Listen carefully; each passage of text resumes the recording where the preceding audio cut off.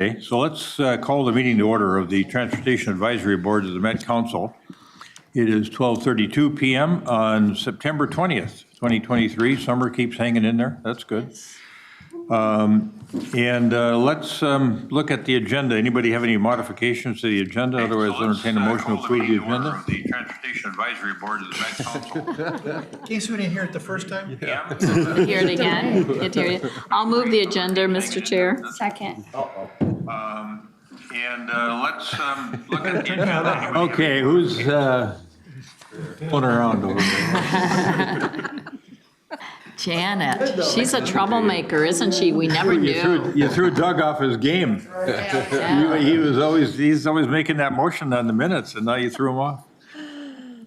All right, so who did make the motion? Debbie? I did. All right. Trista seconded. Okay, the commissioners are on board here. The mover and the seconder. Any further discussion with respect to the adoption of the agenda? All those in favor of adoption of the agenda, say aye. Aye. Opposed? Carried. This is an opportunity for people from the public to address the tab on any matter of concern to them. Is there anyone in the audience that wishes to address the Transportation Advisory Board? Hearing nothing and seeing no one coming forward, we're going to go to reports, but I want to welcome Judy Hanson, first of all. Judy from the Maple Grove City Council's right. subbing in for the mayor. I am, thank you. And thanks for being here. Happy to be here. Appreciate Thank your you. attendance. Chair's reports, a couple quick things for me. I'm on that, I want to put this, that task force, that Met Council Governance Task Force that the legislature established, Yes. which is mostly legislators. And though, I'll put it this way, though the Met Council's biggest constituency is cities, I'm the only one there representing cities. And then there's county reps there, and then there's mostly legislators. And we're meeting every other week now, as we talk about, and they're getting grounded in the history of the Met Council, just like Commissioner Holberg did with the Blue Ribbon Panel leading that a few years ago. We're in that grounding period and moving forward and talking about issues that are important to everybody that's involved, whether you're a legislator or county commissioner or a city rep. And so I'll keep you posted on that as we move along. And then I was down in San Diego a couple weekends ago for the U.S. Conference of Mayors Leadership Meeting, and U.S. DOT was there. I reported out as the chair of the Standing Committee on Transportation on some federal legislation that we're working on. But U.S. DOT was there, and one of their areas of emphasis was this Vision Zero, this notion that Pete Buttigieg has, and I think the president has, of trying to reduce traffic deaths. All of us that have been around a while have seen year after year 40, 50,000 people killed in traffic accidents, and they're thinking, well, why can't we do something about that? So to the extent that you want to be involved with a Vision Zero project in your community, maybe let me know, and I'll pass it on to US DOT. They've got some nice resources available. And then also, I'm going to be visiting with MnDOT about the IIJA and some of the grant monies that are available there. For a lot of communities, they don't have the resources, staff resources, or the time, if they do have the staff, to work on potential grant applications. So I'm visiting with MnDOT about, I think you remember they hired SRF to help guide them through an understanding of the IIJA and see if we can maybe get some consulting services through MnDOT, through SRF for cities and counties that may want to file file requests for some of these grants. So stay tuned on that as well. And just a note on that Saturday, we were down in San Diego. We went down to the border in the afternoon, about 60 mayors. And then we met with U.S. Customs, U.S. Border Patrol, the person that ran the port, and that's at San Ysidro Port of Entry, 100,000 a day going through there. 30,000 on foot, 70,000 vehicles. They had officers everywhere. They had 54 dogs working, not all at the same time, but all trained to sniff out 6 kinds of narcotics and It's just amazing. It felt like the kid with his finger in the dike, and 40% of the fentanyl's coming through there, I think, some way, somehow. And they've got all this advanced technology to look at vehicles, and they had photos of, poster boards of photos of, like they say, look at this car. It was an overhead view of a car. And, nobody could see anything wrong with the car. Well, they said, well, look at the gas tank. And the gas tank was all black. And they said the gas tank should be clear because it's full of clear fluid. Well, they'd taken out the gas of the gas tank and made it into a compartment for transporting drugs. So it was all black. And then there was another one they had where you could see it had some kind of a false bottom in a vehicle, and you could see arms and legs sticking out. Oh, my. With the sort of the technology capabilities that they had. And then they said a recent funny one was, curious one was, they had a van pull up with captain's chairs in the front and then one captain's chair in the second row. And it didn't seem right. And so what they discovered was there was a guy inside the captain's chair in the second row. They had built the captain's chair around this guy they were trying to smuggle in. Oh, my. And so, it's minute by minute. Just the couple hours we were there, we saw several people coming all handcuffed up and been trying to smuggle in something. And then up on the border itself, we got on a high point, there's two walls there that have been there for apparently several decades, both on U.S. property.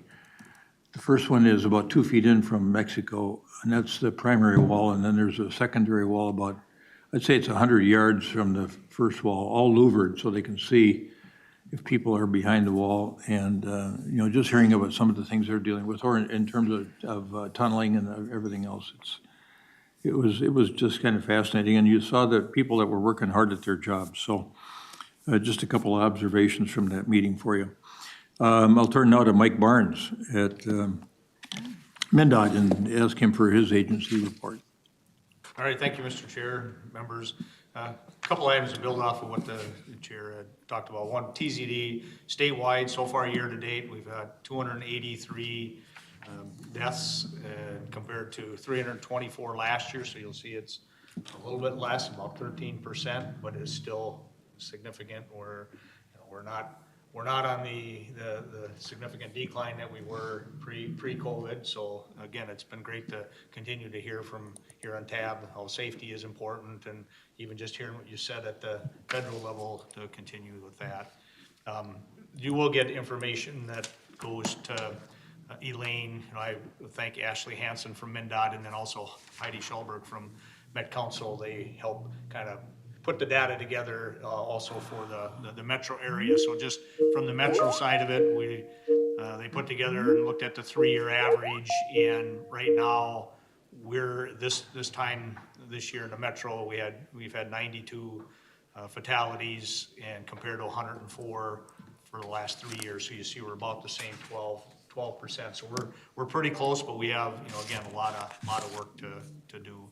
And then with the numbers even year to date, we just also got to watch that, we're coming into September, October is really high fatality month, especially for pedestrian side of things. So, and just a note that this week is Child Passenger Safety Week. So if you see any of that, it's time for parents and caregivers to make sure that they're looking at the car seats to make sure that they're correct. So if anybody here wants to know more, they can look at that. The Minnesota, the freight program, just a reminder for those that are looking to do a submittal. We have the program, the applications are due October 13th. And that's where it's about $21 million a year for 26, 27, and 28. So cities, counties, ports, waterway, railroads, airports, tribal governments can apply for the freight funding. MnDOT, we were talking about the grants, what the chair had mentioned. MnDOT is putting in now for one of the grants. We're putting in Highway 55, the corridor from Minneapolis going through Golden Valley, Plymouth, Medina. We're putting in for the Reconnecting Communities, Neighborhood and Neighborhood Access grant, so we can kind of build on the study that we're already underway with. So, and then there's also, and this is part of that example where grants come out, and people may or may not know about it, but there is one out now that's been issued on September 13th about electrical vehicle charger reliability. So if there's any DOTs, local governments that are looking to upgrade their infrastructure on electric vehicle charger, the deadline is November 13th, so if there's interest there. Is that to file with you, with MnDOT? No, Mike? this is a federal grant one. This Okay, is IIJA. all right. And so the notice of the funding opportunity was issued on September 13th, and the deadline is November 13th, so. Okay. So there's an example, one that comes up, but if, folks don't get it in this year, then they start planning to be ready for the next, so. And then the last item, just to note that this will be my last TAB meeting. I will be retiring from MnDOT on October 10th in a few weeks, so I do want to say thanks. I appreciate the opportunity to be part of TAB for the last number of years, and hopefully been able to share some things. I know I've learned a lot, and I really like the direction that we're heading, so. Well, thanks for being with us here all this time and providing good guidance from MnDOT standpoint, and wish you the best in retirement. All of us do, I'm sure, so. Yeah. No,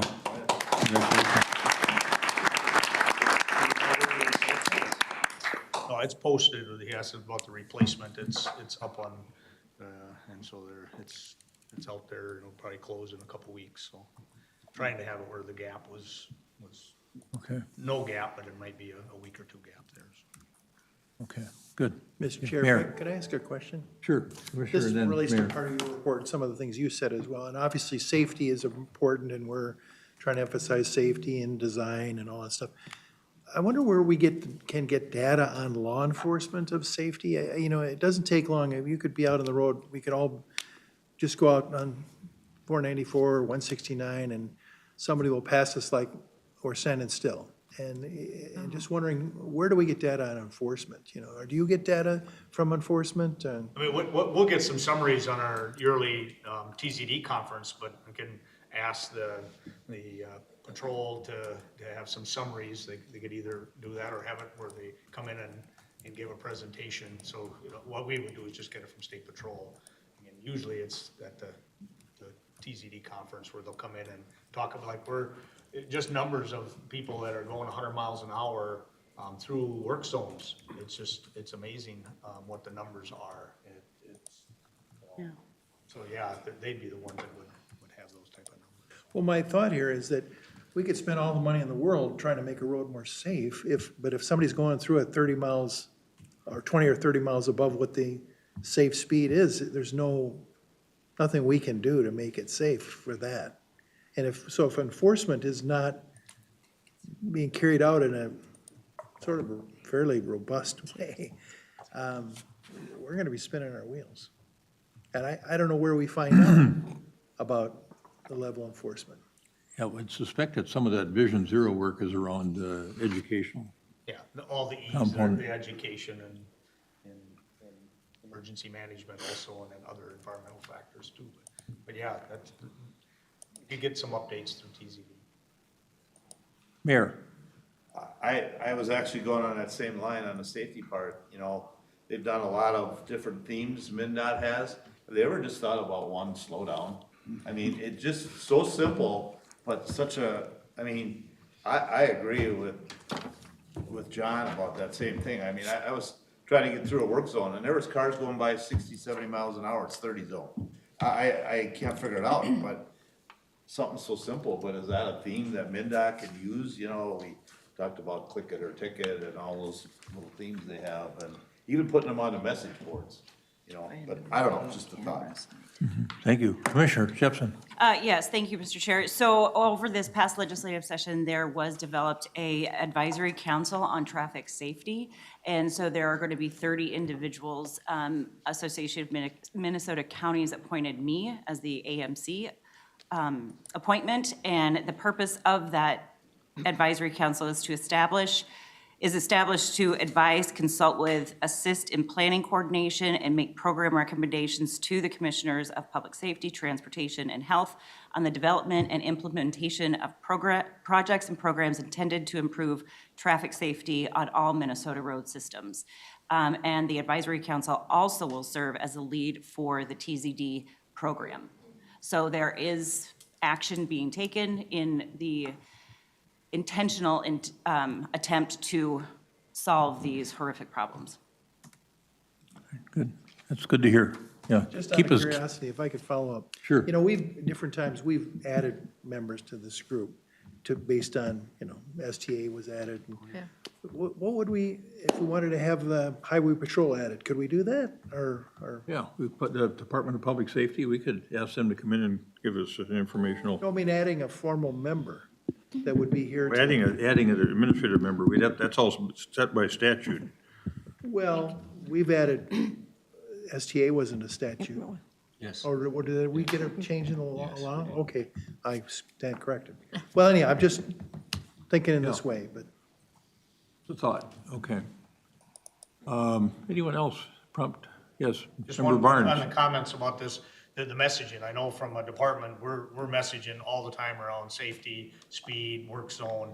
And I mentioned just from the state highway, the towards zero death is on all levels of the highway, and we need all enforcement from all, not just patrol, it's all the local governments. But this is where the partnerships come in getting the education and getting messages out at all different times.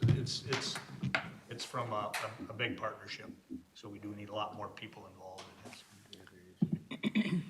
this. Commissioner Jepson, can you keep us posted periodically on the activities of that group that you're part of? Absolutely. Our That would first be good meeting to is know. actually If tomorrow. there's strategies you develop or other things that you see from a data standpoint that might be helpful. Absolutely, and the plan is to meet monthly. Our first meeting is tomorrow afternoon, actually, and then it's an ongoing advisory board versus a lot of the one you referred to, the Met Council, has a report that's due, I believe, in February, and then it will most likely cease. This is an ongoing advisory committee. Yeah, good, okay. I'm looking at Elliot Payne's name and thinking, well, we were so used to seeing him, I forget that he's the alternate. And I want to thank him for his diligence. He's with us all the time, it seems like, which is good. Appreciate you being here. Thank you. Happy to be here. Member Martinson. Thank you, Chair. I hadn't planned to speak on this, but given the comments that we just heard, I feel like I will. So as a population health scientist, I'm interested in interventions around safety in particular that have the maximal benefit at the minimal cost. And education and messaging is actually the least effective at accomplishing those goals. I recently shared an article that crossed my desk with the chair and Elaine that I've asked to have the co-authors on come and address us as the tab about this exact issue, about identifying what are more effective means of accomplishing increases in safety. And I certainly hope that this will inform whatever work that committee is doing that Member Jepson is involved in as well. And I do hope that they will come and speak to us. One of the authors on the article is the Dean of the Humphrey School of Public Affairs. So a reputable voice to speak to us on this topic. Yeah, thanks for that reminder, Member Martinson, and it would be good for you to be in touch with Member Jepson or Commissioner Jepson. You may want to have those folks speak at your group as well. Thanks for that thought. Yes, Member So now I Hanson. feel compelled to speak also. I work for the St. Paul City Attorney's Office, and I represent our police department. And so all the things that you're talking about are great, but you really have to have law enforcement officers to do the enforcement, and the numbers are really down. It's really hard to recruit officers, both for local municipalities, but in particular, some of the larger agencies. And so, I think that's really where, when people see people being stopped over, or pulled over, that's when people are gonna slow down. Yeah, thanks for that thought. Consistent with what you were thinking about, I think, Commissioner. More active enforcement. So, all right, let's move on to our fellow colleague Todd Bewin. Member Bewin, MPCA, anything to report there? Got the white card too, Mr. Chair. We're so used to having you here too that I think have Kolash as the alternate. So. He's here a little bit, I'm here. Thank you. Yeah, on the theme, sticking with the theme of money available to be granted, I'll just follow from the MnDOT report that hot off the presses today is a grant opportunity from the Environmental Protection Agency.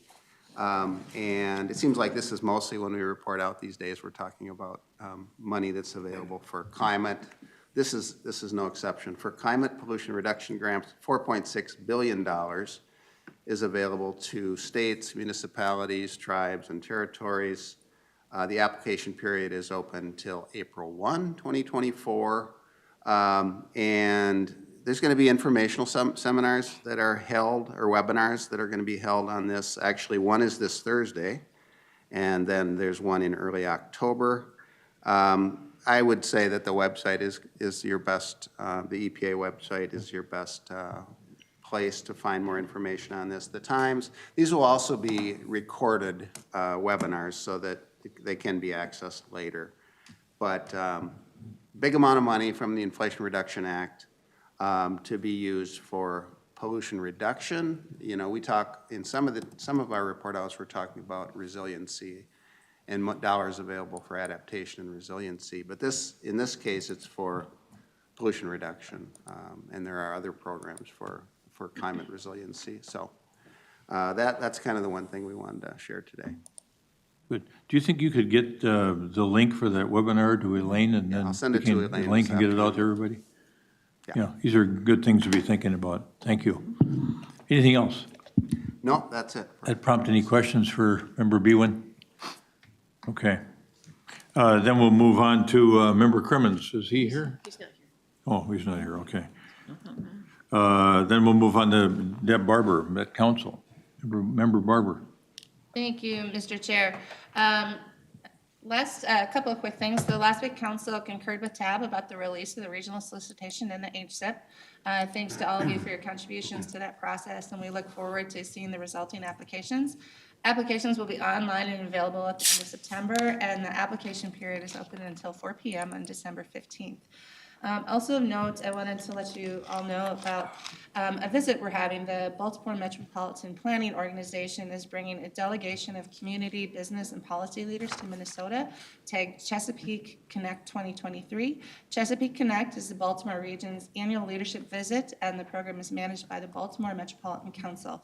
BMC leadership will attended the annual Association of MPOs conference last fall in the Twin Cities, and we're very impressed by our communities and hoping to learn more about the work we do, our partnerships, and emerging issues. The BMC will bring approximately 70 attendees, including the Mayor of Baltimore, presidents of Maryland Senate, county executives, governor staff, and leaders from the business community, higher ed, philanthropy, and nonprofits. Their objective really is to learn how the Met Council plans and operates critical services to address regional critical emerging needs in a growing, changing environment. EMC is expanding some of their responsibilities and want to learn more from us about specifically about transit and wastewater. They're also talking to other businesses and community leaders on how regional partners are addressing these issues. I wanted to bring this up and highlight it just because we get lots of criticism, concerns, both at Met Council and the MPO, but just as a note that really peer communities across the country still look to us as a good example and want to come study and understand what we do. And finally, a quick report on the State Fair. Metro Transit State Fair ridership, we had 241,000 rides on express service, 100 buses per day, which is a 33% increase over last year. The A-Line, interestingly enough, had 50% fare growth over 22. Next year, we're also hoping to add another express location and continue to expand that service. And with that, I'll pause for questions. All right, thank you. Questions for Member Barber from anybody? That report out? Okay. Then let's move on to Gary Hansen, Member Hansen on the Suburban Transit Authority. Thank you, Mr. Chair. Maple Grove Transit reports that their micro transit service, MyRide, is thriving with mobility habits and patterns focusing on local transportation needs. Maple Grove is using funds allocated by the legislature for the purchase of additional microtransit vehicles. MyRide is performing stronger than pre-pandemic, likely exceeding 40,000 rides this year, a 12% increase over pre-pandemic. Express ridership is likely to be more than 20% up over last year, but still well below pre-pandemic levels, while service to the U of M is back to normal ridership levels. Southwest Transit reports that ridership continues to trend upward. Express bus service is up 23% year over year, and Prime on-demand service is up 39%. State fair ridership was up over 2022 with more than 76,000 riders. And MBTA reported state fair ridership of nearly 113,000, a new agency record. Renaissance Festival service is successful with over 2,000 rides each weekend. MBTA service changes were implemented on September 5th, and feedback is being monitored. And MBTA is also ordering additional expansion microtransit buses to meet that demand. And finally, due to some realignment of staffing and redesignating of some responsibilities, MBTA is in the process of hiring a chief operating officer. That's my report. Yeah, good. Thank you, Member Hanson. Questions for Member Hanson on Suburban Transit Authority matters? Okay. All right, and then Chair Hager, do you have anything to report out from the TAC in this portion of the agenda? Good afternoon, Mr. Chair, committee members. Just real quick, I just wanted to note that work groups for the review of the scope change policy and the program year policy, those work groups are nearly formed, and that work will be commencing very soon. So I'll report back when we have a timeline for recommendations on those. All right, good. Well, stand by. We'll be back with you momentarily here. We've got minutes from August 16th, 2023. I know that we had one correction in advance. See? Of course you will. It's the mayor's duo, not to be outdone by the commissioners, the mayors that were, former mayor and mayor at work.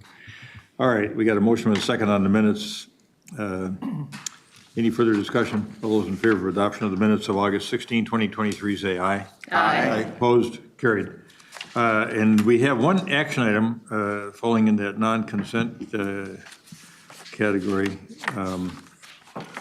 And that is the adoption of the 2024, potential adoption of the 2024 Unified Plan Work Program. And Chair Hager is going to come back up and discuss that topic. And David Burns has a presentation. And of course, this is something we need to do. It's required to be able to bring our planning money to the region. So Chair Hager will talk all about that.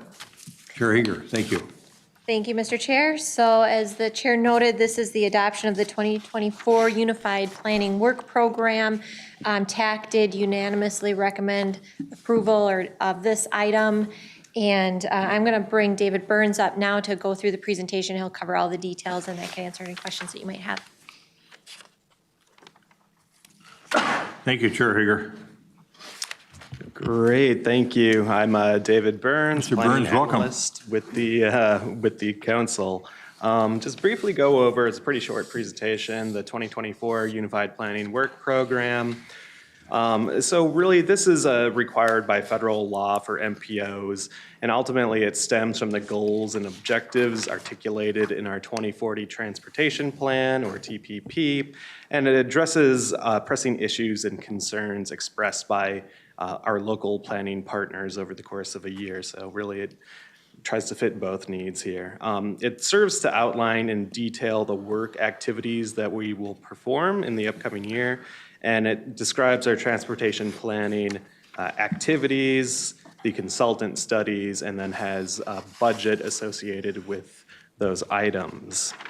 And importantly, it's an application, serves as an application we must submit to receive those federal transportation planning funds. So after it's approved by the council, it goes to FHWA and FTA via MnDOT for their approval, and they can release those planning funds so our MPO can do our work. It's organized by 6 major categories. You can see those on the left. Each of those categories or activities kind of has a calculation of the total staff time by weeks and the associated costs, the consultant time and costs, if there's any consultant-led studies, and then estimated expenditures and the total cost for that particular activity or category. Some tasks, like this example task, Activity A, are part of the planning process and ongoing, repeated every year. Other tasks change based upon the regional needs and priorities outlined in our TPP. So in 2024, of note, our total consulting budget does exceed $2 million. So another very busy year for staff here. Just briefly, these are the studies that either have begun this year, began previous to this year, or will commence at some point in 2023 that are going to continue to 2024. You can see there's quite a lot of them. And then we do have 4 new planning studies for 2024. The regional sidewalk data set, phase 1 study, that's to get some of the parameters to kind of gather a region-wide network of sidewalks, which will be very helpful for a variety of reasons.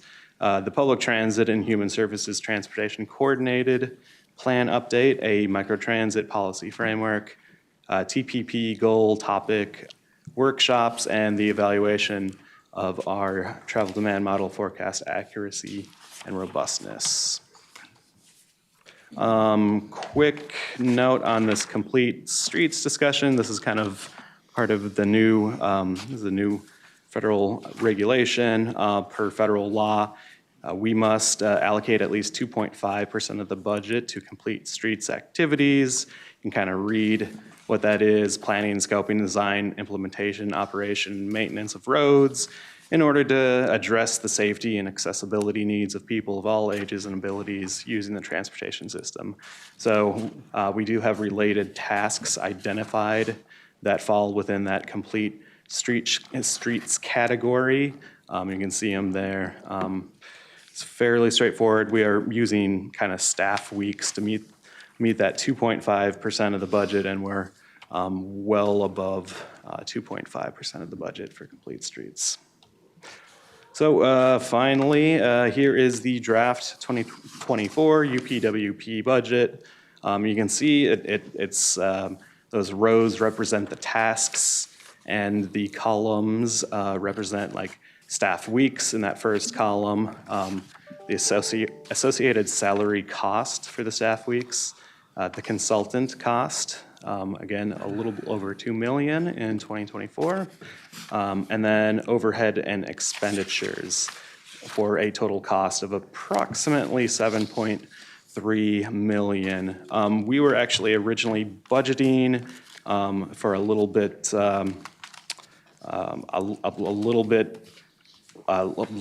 sorry.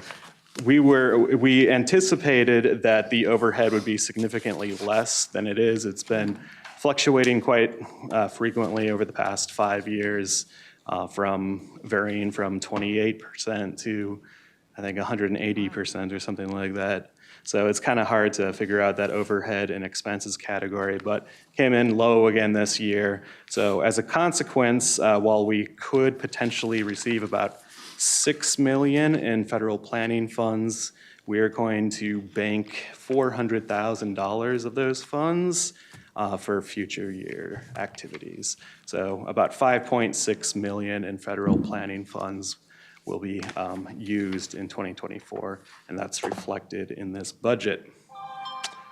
And with that, we did have a public comment report that was included in the agenda.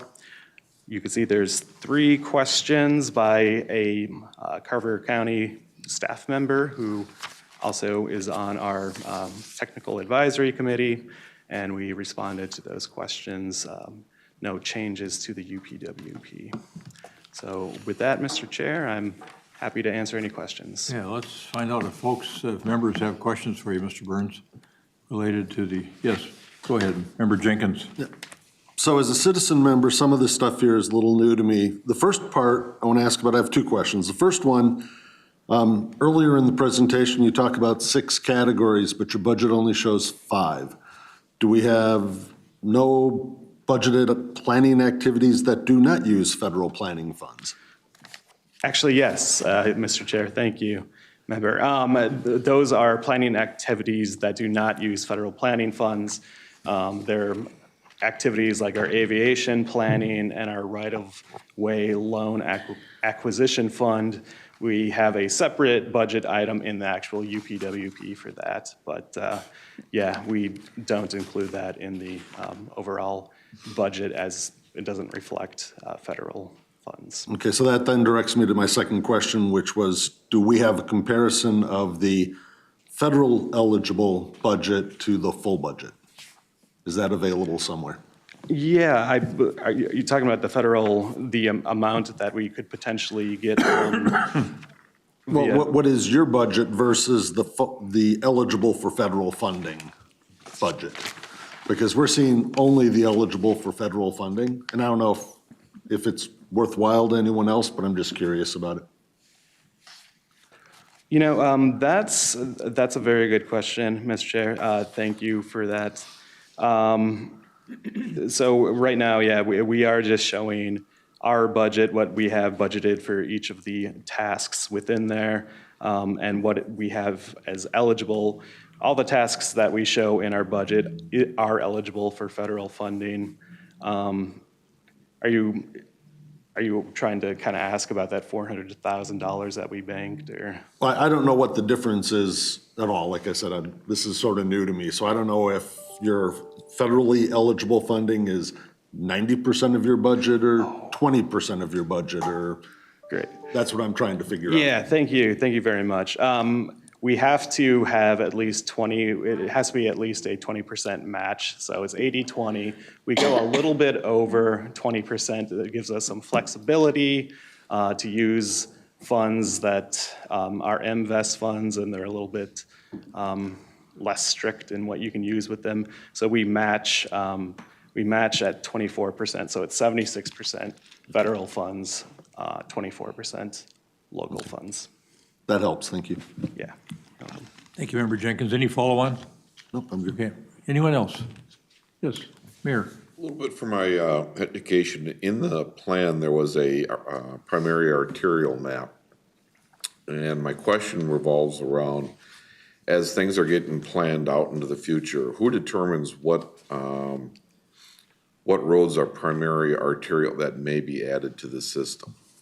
Does that come from the different agencies like counties or municipalities, or is it a MnDOT driven thing, or is it really Met Council driving that?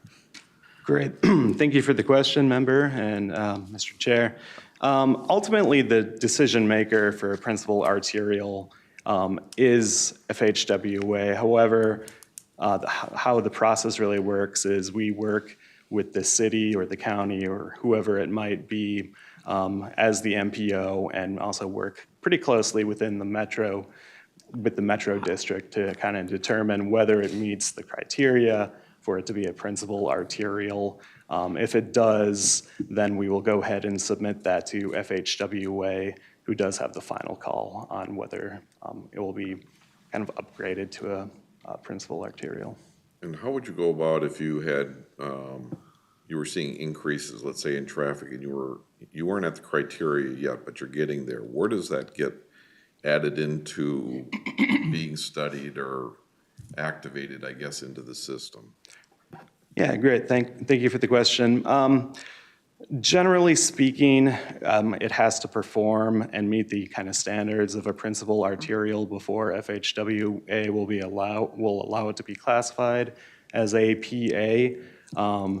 But in terms of like some studies, often they undergo corridor studies, and that's a good kind of stepping stone to, kind of get it on the radar that, a municipality might anticipate that is a PA in the future.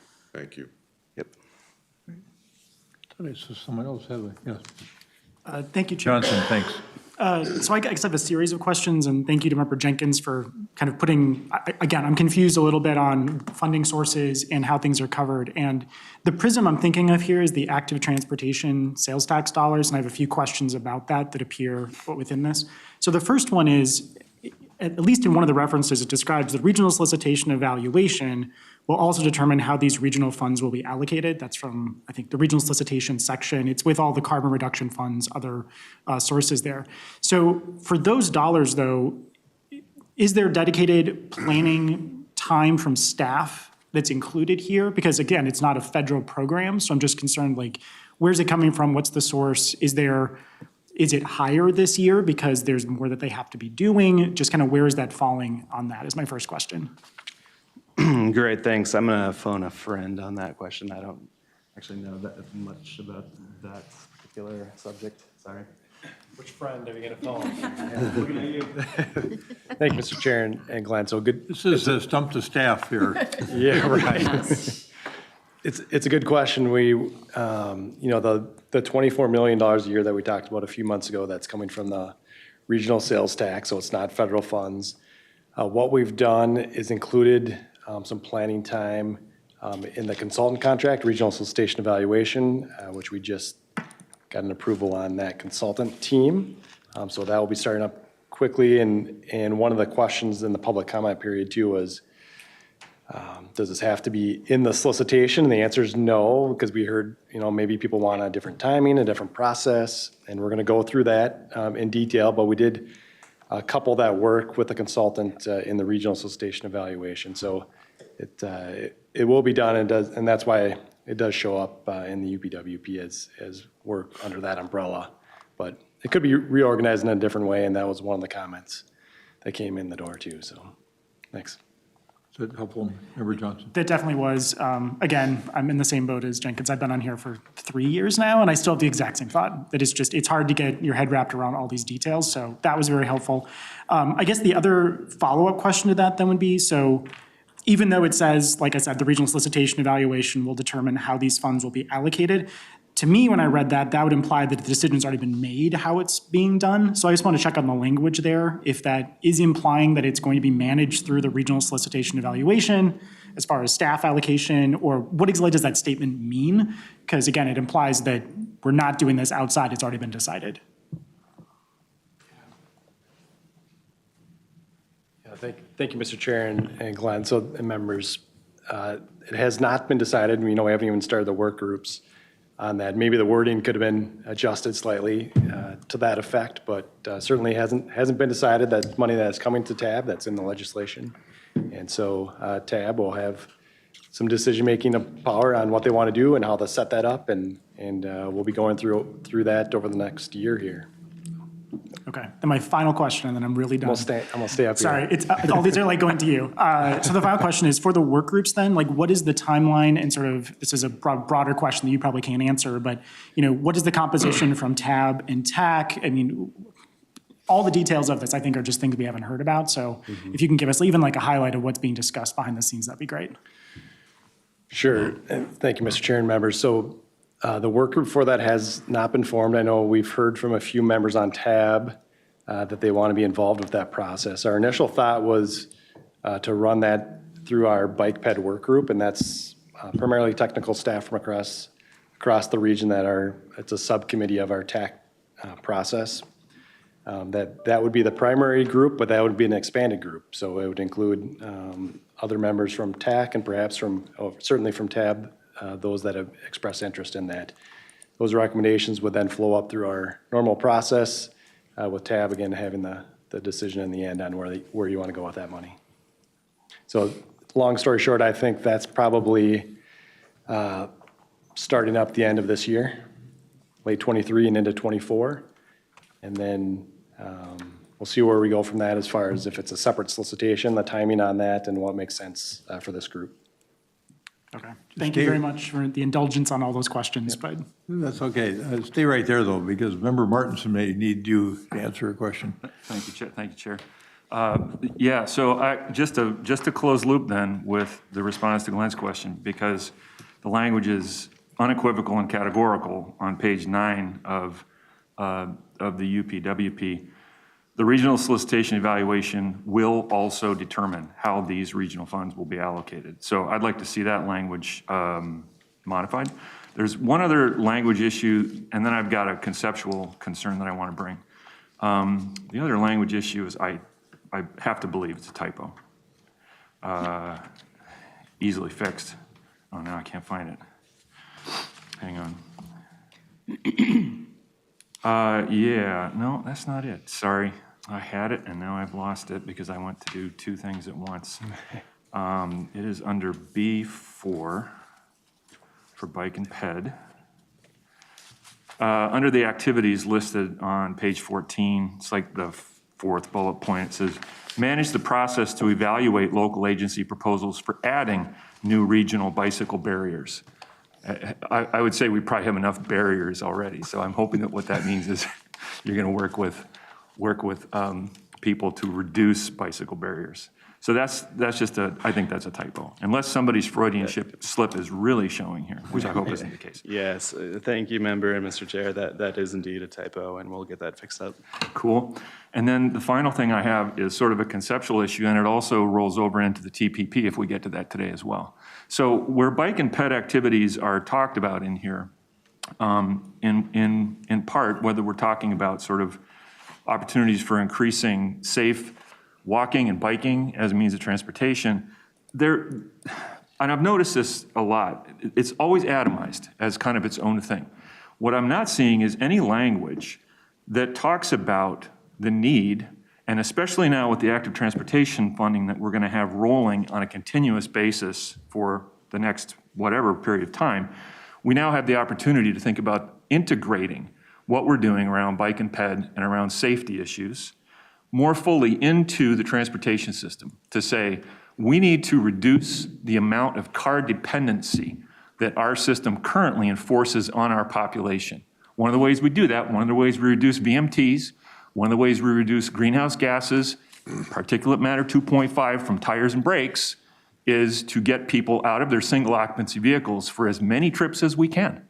And the way we do that is by making it more possible for people to walk and bike and take transit for as many trips as they can. I would very much like to see, and I will continue to advocate for, a greater integration of these active transportation modalities into our transportation system, specifically with a logic that ties them back to our efforts towards safety, towards greater environmental sustainability of our transportation system, and to get away from car dependence. That's it. Thanks. Member Martinson. Great, thank you. Mr. Chair. And would you go back to your correction on, or your thoughts on page 9, what section that was in? Yeah. Make sure staff catches that. Is it under task A3? Yeah, so it's under task A3, regional solicitation, right in the middle of that paragraph. It references the 2023 legislative session. A new regional transit sales tax was created. 5% of these funds are directed to TAB for expenditure on active transportation. And then there's the offending sentence, in my mind. The regional solicitation evaluation will also determine how these regional funds will be allocated. And it just doesn't comport with what my recollection is of what this body decided and didn't decide at the meeting two months back. And then we've heard that staff has plans to involve consultants in what they're doing there, but I don't believe we've had an affirmative decision by this body about how those funds are going to be allocated, how they're going to be competed, and all the specifics of, whether we're going to have match, what that match might look like, et cetera. So I just think, it just seems to me that uncertainty is okay to reflect in this document, especially this is, and I apologize, this is updated annually, is that right? Yes. So there'll be a chance to update this again, so I suspect that level of uncertainty in stating how those dollars will be allocated probably won't be held against you by the Fed. Yes, correct. And thank you very much for that comment. We can actually just remove that sentence prior to adoption by the council. Cool.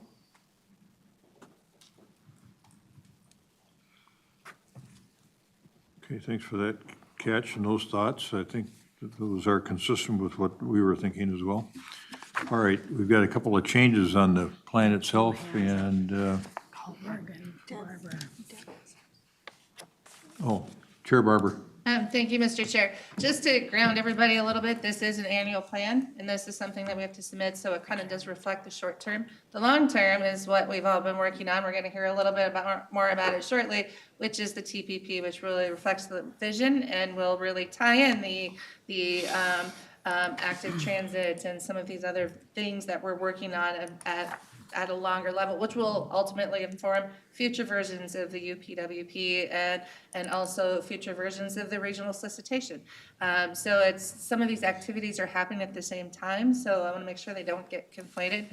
This is the list of what we are doing this year. but the TPP is the kind of the hard work of how are we gonna vision this stuff into the future? And that goes to some of the comments that Member Martinson was talking about of, you know, the different views around the table of what do we want from bike ped versus roads versus transit. And so it's you know, this is the activities for the next year versus the long-term vision, and how do we see that applying to how we distribute funds? Thank you. Member Barber, Commissioner. Thank you. Super quick. I wasn't able to locate on this stops model update. It talks about implementation of the FTA stops model for transitway forecasting. Is that an acronym for something, and if so, what? Great. Great question. Thank you. And thank you, Mr. Chair. It is an acronym. And to Member Johnson, I've been at this for decades. This one's a new one for me. Mr. Chair, Commissioner, Simplified Trips on Projects Software. I'm surprised you didn't know that. I did not know that. The board game is. Nor would I had put that in my guessing game either. Well, it was a good attempt to stump the staff, but we got too many of them out there that know stuff. All right. So we've had a good, really good conversation on this. As we all know, the UPWP adoption is required to bring that planning money to the region, as we talked about at the beginning of the conversation. So is there a motion with respect to the requested action that the Transportation Advisory Board recommend to the Met Council the adoption of the 2024 Unified Planning Work Program with the modifications that were made today? I would like to move adoption with the modifications as discussed. All right, Member Martinson moves. Second. Member Barber seconds. The motion is stated. Any further discussion relative to the motion as stated? All those in favor of adoption of the motion as stated say aye. Aye. Opposed? Carried. All right, good discussion.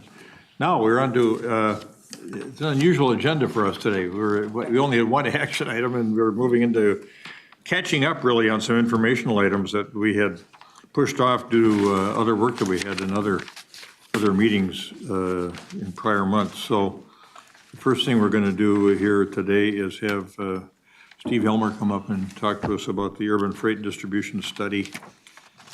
And we've pushed him off a couple of different times, so glad to finally get this done. Yes, thank you, Mr. Chair, and good afternoon, members. Well, I just lost the, We had the wrong one. there for a second.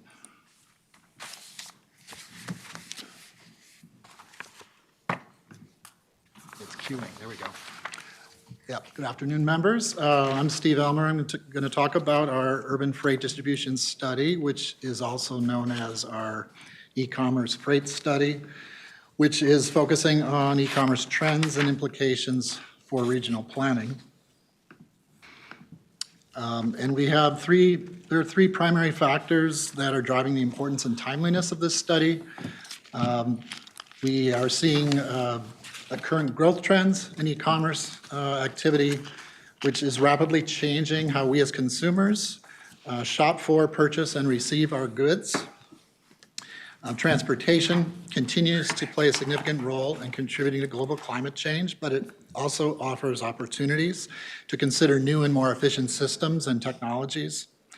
And lastly, the study was identified in our 2040 Transportation Policy Plan Work Program, so this study fulfills that previous commitment. We have multiple study elements that I'm going to talk about with multiple purposes for this study.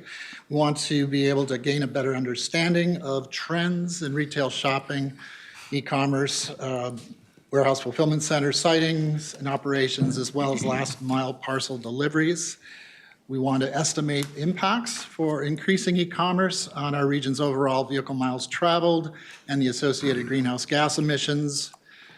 We will identify potential land use strategies to increase overall efficiency and reduce our overall regional VMT, as well as assess best practices in curbside management for urban commercial deliveries, as well as last mile modal technologies. So more on those later here. The results of the study will be used in several ways. We wanted to inform our ongoing development of the 2050 Transportation Policy Plan, policies and implementing actions. Similarly, we wanted to inform the land use policies and actions in the 2050 Regional Development Guide. And also, we want to provide new guidance to local governments for developing and implementing their comprehensive plans through updates to Met Council's technical planning guides or other publications. So we have established a study technical advisory group for this study that's guiding us. It includes these planning agencies. We have several members from the private sector included from the Minnesota Freight Advisory Committee. And then in addition to Met Council and MnDOT staff, we have selected cities representatives, including St. Paul and Minneapolis, selected counties, as well as from the University of Minnesota. So before I get more into the details of this study, I just wanted to share a few statistics from our e-commerce trends analysis. Over the past 12 years or so, e-commerce sales as a percentage of total retail sales has been experiencing a consistent upward trend. In the 2010s, online sales grew at nearly 15% per year on average, compared to just under 4% per year for total retail sales. So that has resulted in online sales share of total sales growing from less than 5% in 2010 to a peak of over 16% in early 2020 with the onset of the COVID pandemic. And overall, we're going to continue to see this trend as e-commerce will continue its rapid growth globally, with nearly 24% of retail sales projected to take place online by 2026. So we have our e-commerce retailers, first of all. Our five major e-commerce retailers are Apple, Amazon, Target, Walmart, and eBay. And together they account for more than 50% of e-commerce related sales in the US. And our four largest delivery service providers include United States Postal Service, Amazon Logistics, UPS, and FedEx. And together they dominate the market and account for about 99% of the total market share. Okay, next slide. So in 2021, by e-commerce parcel volume, the United States Postal Service had about 1/3 of the overall parcel delivery market share. And they were followed by UPS with 24% market share, Amazon 22%, and FedEx 19% market share. And as you can see in this graphic here, throughout this 2014 to 2021 period, you can see the growing influence that Amazon has on the market with their increasing market share and the shrinkage in the market shares of the other major carriers. And this has continued into 2023. On a parallel measure, we know that Amazon currently accounts for more than 37% of overall online sales. Mr. Chair? Yes. Can we just back up to the previous slide, the e-commerce trends? That 50%, is that by volume or dollar amount or This one by is packages or e-commerce parcel volume. parcel volume? So not weight, it's probably number The of parcels. number of packages, Yes. but not necessarily. Or value. Okay. Right. Okay, so now I want to walk you through the study's major elements and key work tasks. So the study will have three main areas of focus or elements. Part one of the study is focusing on e-commerce trends and sustainability impacts, and this will be predominantly a quantitative analysis. Part two is really our land use related element of the study, focusing in on trends in the siting of warehouse and distribution centers as well as other e-commerce facilities. And that is will be a combination of quantitative and qualitative approaches. And then part three is a review of curbside management practices and new technologies for last mile deliveries, which is purely qualitative in its analysis. And these three elements are ongoing concurrently. So now more into the details for each of these parts. For part one, e-commerce trends and sustainability, we have the key research question: to what degree does increasing e-commerce activity and its related changes in personal shopping trip behavior increase or decrease our vehicle miles traveled and associated greenhouse gas emissions? And our key work Steve, task. pause for just a second here. Member Geisler has a question for you. Thank you, Mr. Chair. Mr. Elmer, just quick context, the e-commerce in this case, are we talking about physical goods being delivered? Are we talking about food service apps? Are we talking about, I mean, e-commerce can have a very wide spread of interaction. So could you better define that a little bit for us? Yes, thank you for that question, Mr. Chair and tab member. Yeah, it's a much more narrow focus for this study. So we're really focusing in on e-commerce parcels and the last mile delivery of those parcels to the end consumer. That's really the focus for this study. So then in this case, the last mile delivered of, say, food delivery is out of scope for this study or was not considered? Yeah, not being looked at in the current study. Correct. I think I left off with the, work tasks are to assess current trends in online consumer purchases and the related shopping behavior, estimating the net change in the regional VMT due to e-commerce for current year and 2050, and then also estimating the net change in fuel consumption and greenhouse gas emissions based on the net VMT estimates. So that's part one. Excuse me for a minute. Part two, focusing on land use and siting trends. Another question? Steve, hold on a second. Yeah, please. Member reviewing. Just a question about the assumptions about VMT and greenhouse gas. Is it current state sort of technology in terms of the delivery vehicles? Is there any, are you looking at it all into the future in terms of changeover of fleets to cleaner vehicles, cleaner fuels, things like that? Or is it just sort of a look at the existing situation that we're in? And thank you for your question, Mr. Chair and tab member. Yes, we'll be looking at all that. I think I get into a few of those details in the work tasks that's coming up here. But yeah, definitely take into consideration adoption rates for new technologies as we project out to 2050. Okay. So, yes. Okay, so to resume here, so we also. Just an observation point on that greenhouse gas related question. The mayor of Normal, Illinois was there, and that's the home of Rivian. They took an old Mitsubishi plant in Normal and converted it into a plant to build Rivian. And apparently Amazon has ordered 100,000 vans, electric vans from Rivian. So heading in a good direction there. Go ahead, Steve. Okay.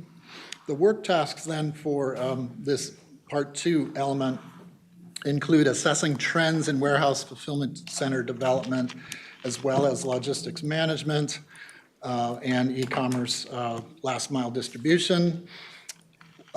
We will be comparing land use related policies and strategies for managing e-commerce impacts, comparing with other cities and metropolitan regions in the US and Canada. We'll be investigating trends in retail store closures, as well as adaptive reuse projects for developing new e-commerce facilities. And we'll be identifying potential policy strategies or actions for our 2050 TPP and the 2050 Regional Development Guide for land use. That's part two. Steve, pause for it. Thank you, Mr. Chair.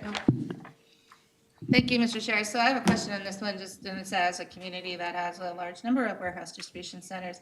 There are definitely local impacts on traffic in different areas because it's not only the multiples of the different vans and things going out, it's the freight coming in. Are we going to look at that at all? Because that really does make a difference locally, both for congestion on roads, but also, you know, we've made it one of our focuses is getting goods to places. And looked at truck corridors, which you're very familiar with, and you know, is placing some of these distribution centers, does that change the truck corridors or the impacts on some of the roads and the overall sort of freight structure? Thank you for your question, Council Member and Chair, Mr. Chair. So this isn't like a traditional transportation impact kind of study. So this is much more conceptual. I mean, we will probably be acknowledging that those are impacts that should be considered in the planning process, but really nothing beyond that. It's not really a traffic analysis in that sense. Okay, so I was going to move on to the next slide. So the third element is our curbside management, new technologies for last deliveries. We have several key research questions here that include what are best practices for managing curb space for urban deliveries? And secondly, what newer emerging technologies have the most promise to reduce our overall VMT and overall emissions of greenhouse gases? And then even more specifically, what are the potential benefits of promoting these or other emerging technologies for last mile parcel deliveries? So we will be looking at these modes for deliveries, air-based drones shown in the photo to the right, land-based drones or robots in the upper right corner photo, cargo e-bikes upper left, as well as looking at automated or driverless vehicles and lower emission fuels and zero emission technologies. Steve, pause again, please. Member Geisler has another question. Mr. Chair, as far as the curbside delivery goes, are you guys going to assess the ability of saying centralized pickup places instead of curbside? So some level of incentive saying, hey, go to your local UPS store to pick it up, which means that there's, it's a micro distribution center in a sense. Correct. Is that part of this study or consideration as well? Yes. Tab member, thank you for your questions. Mr. Chair, yeah, that's part of the study. We will be, those are certainly strategies that have been used in other cities, other regions. And so as far as their relevance here, that will be included in the study. Yep. Okay, so that was, other questions on this slide before I jump? Member Jenkins? Yes, and we're at the end of this slide. One of the things, and I've been following it a bit with the drones, we're 15 years into this thing being really big. But in your study of drones, also, are we looking at land use as part of that? Because current drone technology that Walmart and Amazon is using has about a 15-mile range. And also has noise and its own, I'm going to call traffic impacts. Is that part of your study and analysis as well? Thank you for your question, Mr. Chair and tab member. Probably not getting into the detailed aspects of drone impacts, but we'll probably note the regulations and issues, aviation issues related to that. What was the other part of your question? Well, so part was land use, because if it's got a 15-mile range, you're going to need to find places where those drone distribution centers can be located, where then the noise of those drones may have some neighborhood noise impacts. Yeah, so thank you for your question. Yes, land use is part of this puzzle, but what we're doing with part 3 was kind of looking at differences, regional differences in terms of the urban core cities and then suburban cities or further out rural areas. So we'll be looking at those aspects and comparing them. Okay. Other questions? Okay. And our key work tasks here, misnumbered, it should begin with 1 here, so apologies for that. For this element, we'll be researching current trends and best practices in curbside management for urban deliveries, as well as researching new and emerging technologies for the last mile deliveries, and again, identifying potential policy strategies or actions for our 2050 TPP and 2050 Regional Development Guide. Okay, so now I want to report on a few early observations from a regional tour of e-commerce facilities that we took with the consultant team in June. First observation is that we have 4 major e-commerce delivery providers, and each has their own processing and distribution network of facilities. First bullet there we covered, the delivery providers. For FedEx in particular, they're combining their express and ground lines of business, which they think will greatly improve their route efficiency and greatly reduce their daily VMT in the region. So there's entire overlap of those two lines of business in terms of coverage right now. And I believe that, yeah, that's forthcoming in the next year, I think. Amazon is notable for using flex drivers to deliver packages in private vehicles. So flex drivers is anybody that has a vehicle and a driver's license that meets their Amazon's criteria can sign up to deliver parcels, you know, much like Uber or Lyft, you know, moves people around. They could even serve Amazon in that fashion as well. They also use their own employees as flex drivers as well, so they can load up their vehicles with parcels to deliver on their way home from work. Typical service areas for these last mile delivery centers is around a 30 to 50 minute drive time radius. And we also learned that delivery vans come in a variety of sizes for each of these carriers, but on average, they carry around 200 parcels per delivery tour. Second observation is that urban densification typically increases our demand for curb space for deliveries and passenger travel modes. So we know that in dense areas like Minneapolis Warehouse District, curb space is a premium.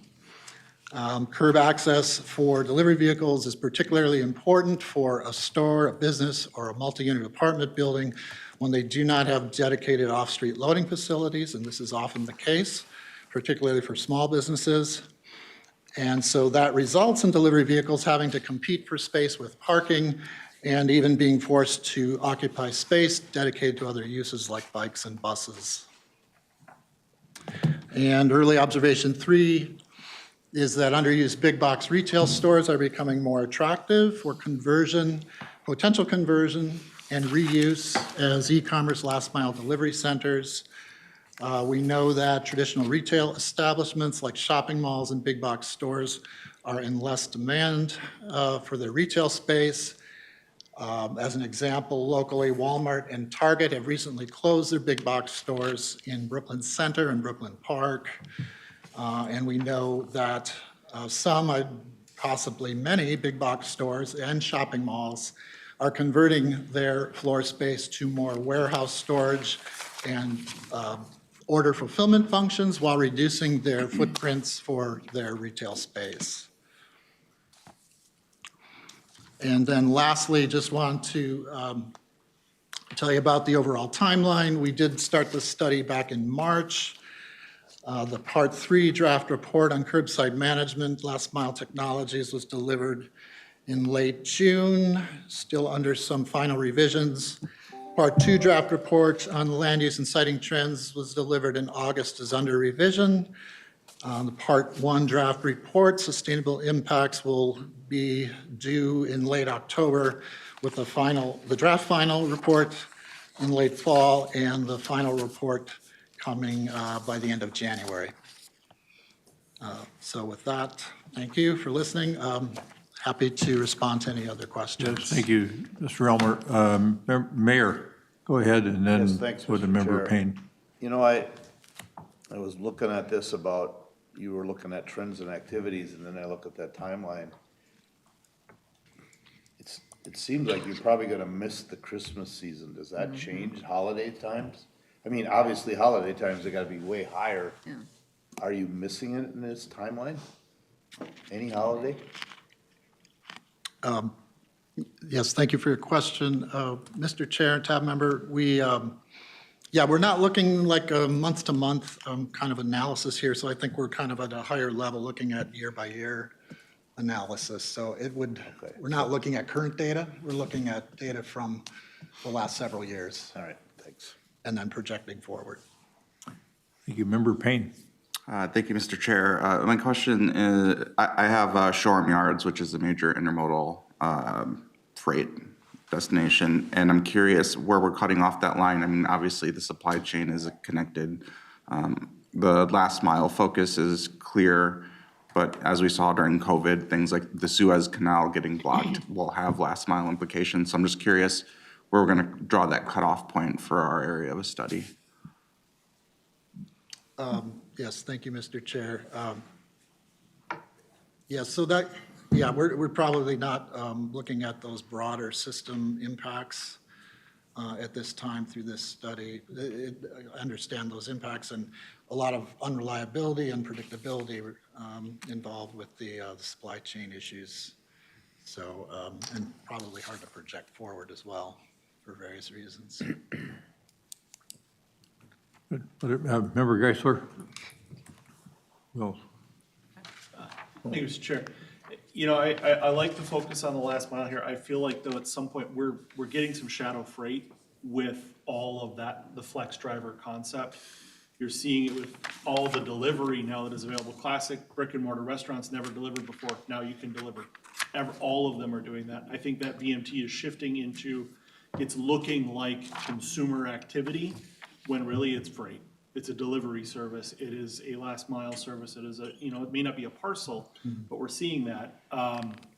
You know, and I guess I want to understand, we're talking about more moving parcels around, but where does that, when you start doing more LTL to more locations, that is more VMT, even though it might shrink your last mile, you know, you're not necessarily always going to do a full truckload into those distribution centers depending on what's happening. You know, I guess I wonder how the smaller markets that we're seeing is how much of this VMT that we're generating is commercially driven, but isn't showing up as a freight or a small pack delivery or a small delivery service because it's being augmented into some other delivery app or service like that. And I feel like that's a gap that's we're not capturing, not just with this study, but just in general, because it's a new trend. And I worry that will impact in the long run. Where are those VMTs being generated from? Because it's commercial activity, not just basic consumer activity. Right. Yeah, thank you for your comment, and Mr. Chair, TAB member, I guess I would just add that, yeah, we're not looking at quite that broad of, but I understand the impacts that you're referring to. It really, that would take a much more detailed, highly budgeted scope to really model the region for those types of activities to get the answer to those types of questions, I think. So that we're not at the modeling level for this study, but perhaps a future modeling effort could begin to look at some of those things. Thank you. Commissioner Jepson? Yeah, thank you, Mr. Chair. Just a comment. Attending the National Association of Counties conference in July, there was a breakout session regarding e-commerce and the transport of e-commerce and the future of that transport of e-commerce. And it was absolutely fascinating. It was very Jetson-esque and about drones and unmanned vehicle, air flight and airspace within all of that, and how that is what's coming and is what's being implemented in numerous cities and counties throughout the country. I was frantically trying to find the presentation. I couldn't find it, but if anybody is interested, I am more than happy to get that information, because that is information that I think will be coming to this board at some point, and we better start being proactive in understanding it rather than reactive, is my comment. Thank you for that. Member Johnson?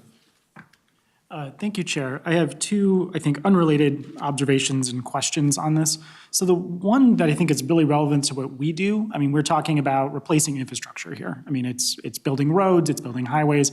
And so I was curious within this study, and I'm not sure which category it would have been in under the parts, but is road wear and tear something that's being considered when you're looking at, where distribution centers are put?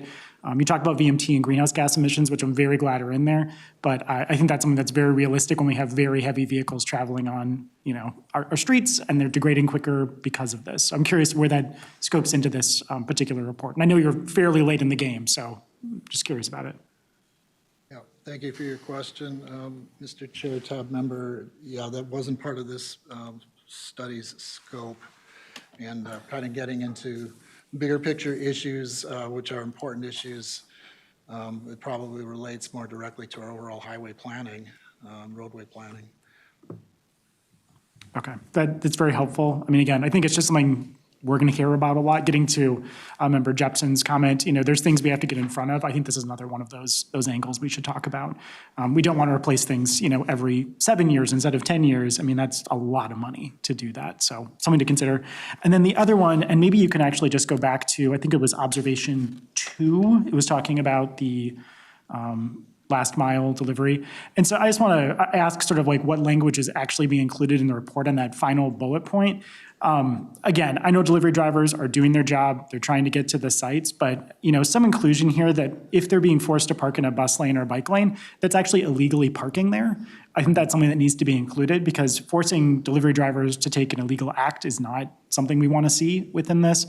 And just from like a safety perspective, I mean, I bike lanes all the time.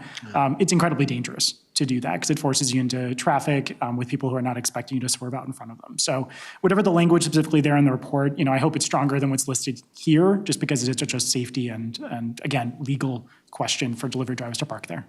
Thanks. Thank you for your comment. All right, thank you, Mr. Elmer. Thank you. Now we're going to bring Cole Hiniker up, who has been doing just a superb job working on the transportation policy plan.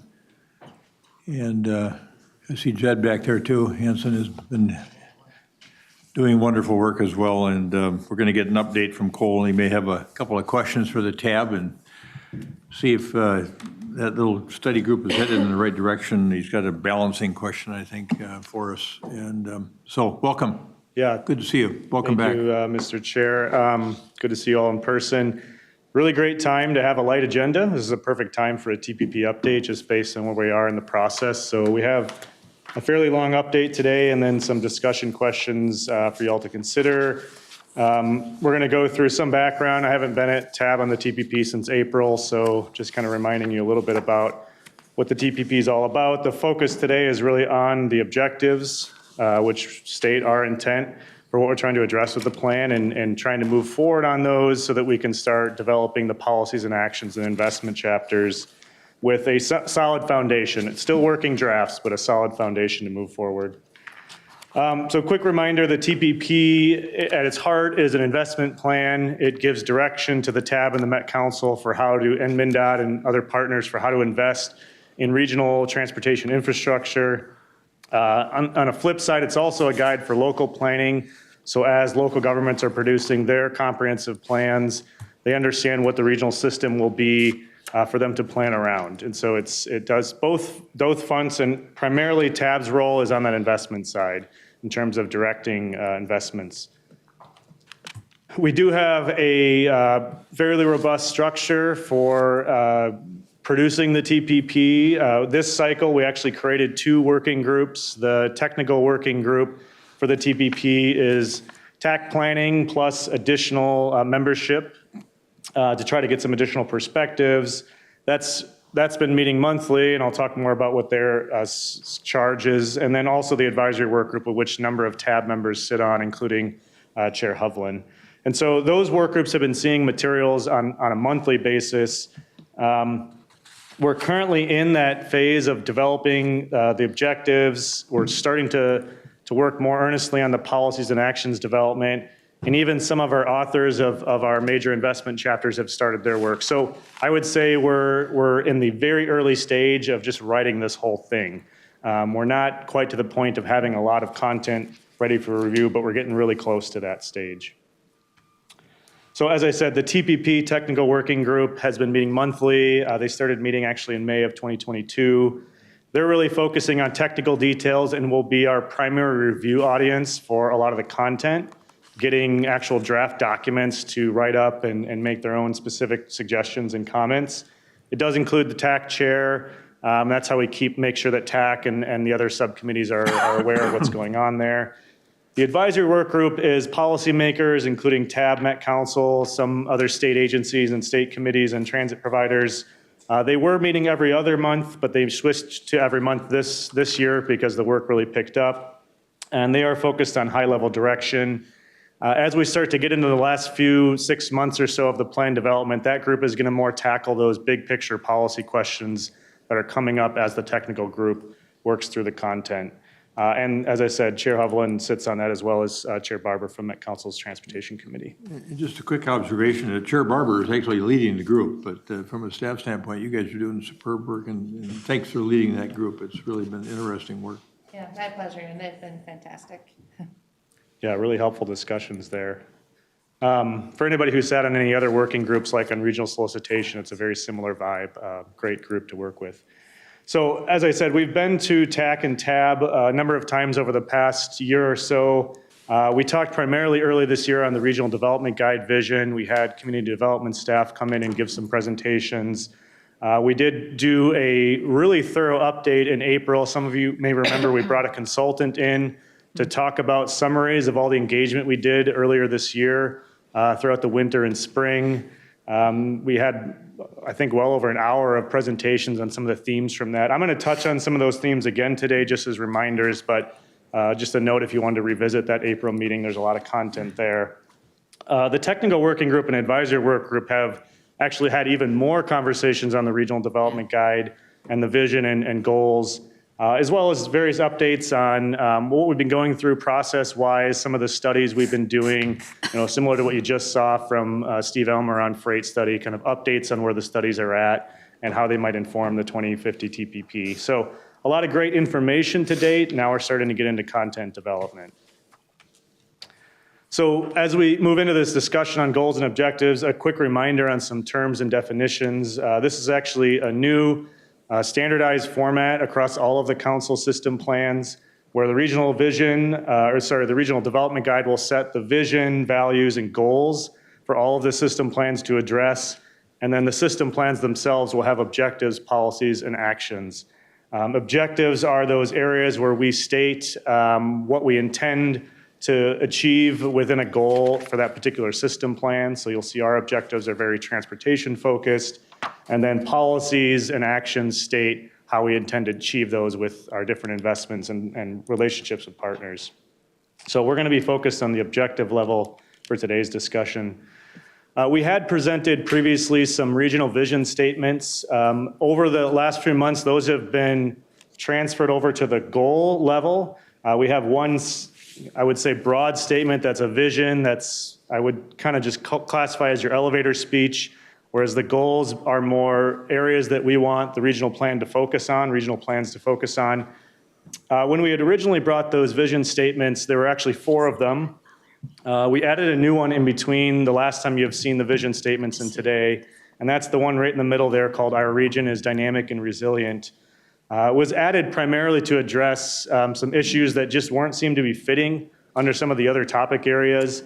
And in particular, when we go through the objectives, this is a really important goal for transportation and some of the outcomes we hope to achieve.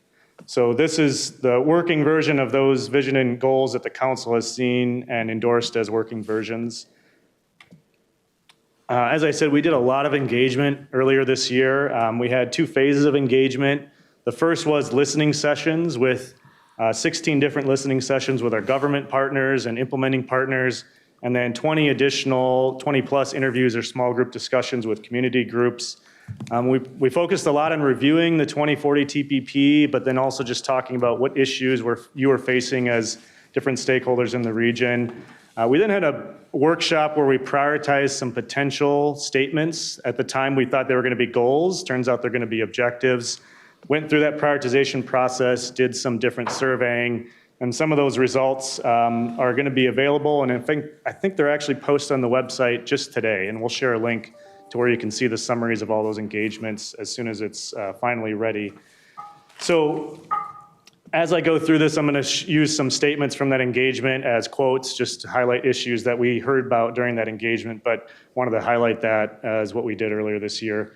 When we drafted the objectives that you'll see today, we were really taking into account 2 different factors. All of the engagement and work that we've done over the last really 10 years to get to the point where we're at and awareness of issues that we've been hearing about. But we're also taking that high-level direction from the Regional Development Guide and those endorsed statements of the 5 goals. And so we had to take some of our ideas for objectives and actually edit them and tweak them a little bit to better align with the language and the goals, and also take into account the feedback that we got during the engagement. So it's more to say it's a little bit of a top-down and a ground-up process that we were meeting somewhere in the middle when we drafted these objectives. We also have reviewed these with the technical and advisory work group in 2 separate meetings, and the Council Transportation Committee also weighed in on these objectives. So they've gone through, I would say, a solid amount of early review, but we're certainly here today to hear your feedback as well. This is just kind of the same thing. We also were presenting at TAB this month, so we're trying to reflect some of the feedback we got at TAC as well. So I want to start with just a couple of broad themes, and these are more just reminders for you all. One of the things that we heard during the TPP's engagement was that the TPP needs more focus. That, I like to point the comment there that any project can fit in the 2040 TPP. We essentially aren't saying no to very many projects, and that's because we have a broad set of ideas for what we want to achieve and a lack of real strategic focus for the plan. Some of the counties did not support the TPP or the 2050 vision.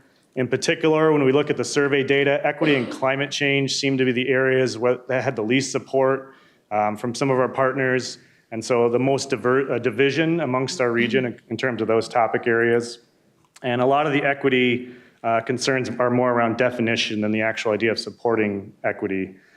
And so just acknowledging that different contexts require different approaches. So as I go into the goals, these objectives on the left there are what we're proposing, and the feedback on the right is what we've been hearing to date, and you'll see sometimes little underlined or red text, which is changes that we've made as we've gotten feedback on these over the last few months. So for our region as equitable and inclusive, we have 3 objectives, one of which is that we better connect historically disadvantaged communities to opportunities such as jobs and education, that we repair and eliminate disparate and unjust impacts to BIPOC people, and that we better meet the transportation needs of people who have disabilities or limited mobility. And so, as I said, this has been actually a heavily supported topic, but the idea of how do we define equity has been brought into question, in making sure that we understand what's defined as the equity groups that we're trying to emphasize, especially when we have ambiguous terms. And so we are still working through that. I think that we've provided some clarity here with particularly the focus on disabilities and BIPOC, but I think there's still some interpretation in the first objective that the council is still working through, and we have some discussions on the definition of equity still happening at the council level. But those are active conversations, and I think we're going to have some draft language for you all to review in the coming months. The next one is actually our communities are healthy and safe is split between 2 because we have 5 objectives. Basically, what we're saying is we hear you. This is a really important issue, so we want to make sure that we're capturing all the elements that are important. The first 2, I think I lump together because they're kind of 2 different versions of the same concept. One is that people don't die or face serious injuries on our system, and the other is that people feel safe, welcome, and comfortable when using the system. So not just actually safe, but feel safe as well. And so both of these statements have been strongly supported. You can see we haven't made many edits. Generally, just everyone really likes where we're headed with these objectives, and they tie out to how we're trying to invest in the system. The next section is, I would say, more on the health side of things, that we mitigate and avoid harms to people caused by transportation, things like avoiding air quality, noise pollution, and light pollution, and that people are better connected to their community and cultural resources that support their physical, emotional, and mental well-being. So this can be things like, how do you connect with your community? How well is the public space in your community contribute to a sense of place? How well can you access necessary amenities that you need for your health? And then the last one is that people can increase physical activity with more opportunities to walk, bike, or roll, and basically use active transportation. So a very clear tie to some of the new funding programs that we have. Again, a really important topic and a lot of support for these concepts to date. Cole, pause a minute, please. Member Member Martinson has a question for you. Thank you, Chair. So this is one of the places in the document where I saw an opportunity to strengthen one of these objectives, and that's to say people can increase physical activity with more opportunities to walk, roll, or bike. And I would say, as a means of reducing dependence on single occupancy vehicles and as a means of reducing VMT in the region. I mean, I would be that explicit about it because, again, the comments about being too vague and general about it they're right. And the more specific and the more we can connect the logic of those objectives to what we're trying to accomplish, larger goals in the region, I think is helpful. So just a comment. Mayor? Thank you, Mr. Chair. I just want to comment on Member Martinson. I mean, there are places that you can do that, but then there are places in our MPO that can't do that. We don't have bus services. We don't have the mass. So I know that it's good to look at that, but there are other places that we have to look at it differently. We don't have that ability. So it's great to look at that as part of it, but as a whole group here, that's not possible always. So just to clarify, my objective is not to go car less, it's to go less car. That's all. That's possible everywhere. Because I guarantee you there are people who transported here today who could have gotten here through other means, but because of the car dependence that we currently have in the system, that wasn't the easiest option for them. What I'm arguing is that we should be aiming our long-term objectives towards making non-car use the easiest option. That doesn't mean car less, it just means less car. So. Yeah, Mr. Chair, if I may, we do have objectives, I think that will get at your point, Brian, and I think it's a question of, we want to talk about that across multiple goals because it is important, and so this one's focused on safety, but that is addressed in another objective, which we can talk more about it. Member Barber.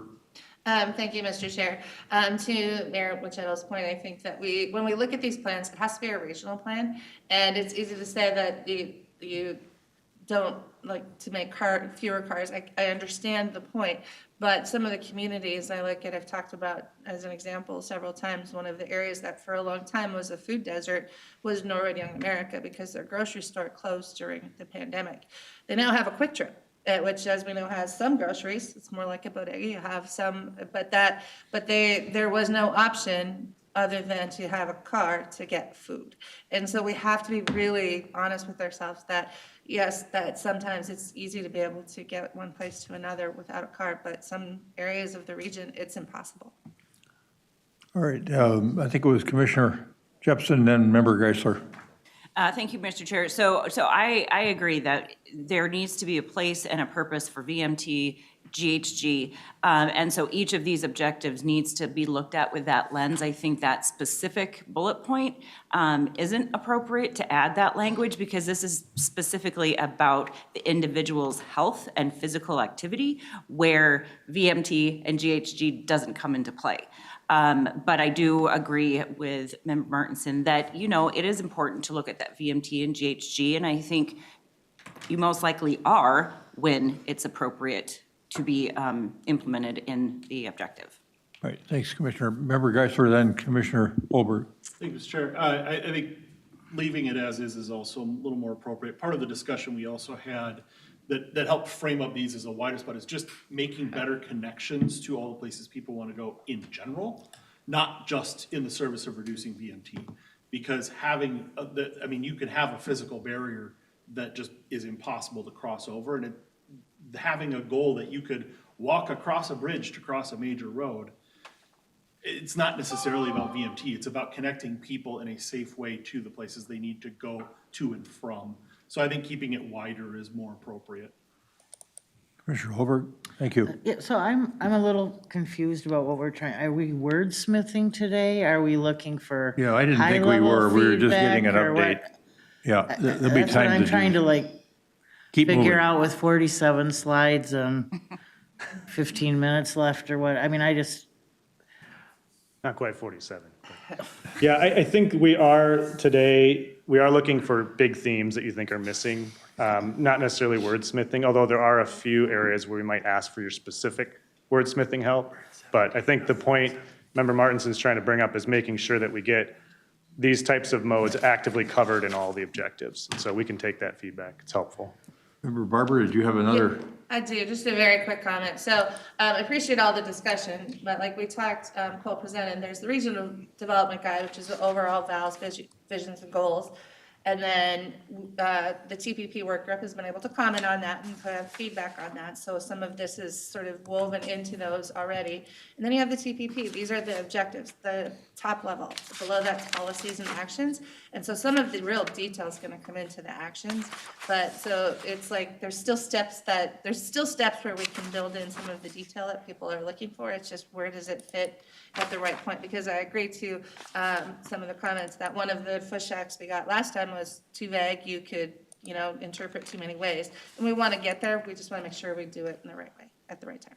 Okay, my suggestion is a little bit of a modification of what Commissioner Holberg is suggesting, and that is we're on slide 16. We got to get to slide 30 before you get to the discussion questions. So let's let Cole keep moving here and move as quickly as we can so that we can have a bit of a discussion before we have to be. Yeah, and I'm just going to make note for closing us. down at 2:30. We did have a presentation at the last advisory work group on the VMT mode shift, which showed the opportunities for mode shift to bike and ped across the whole region.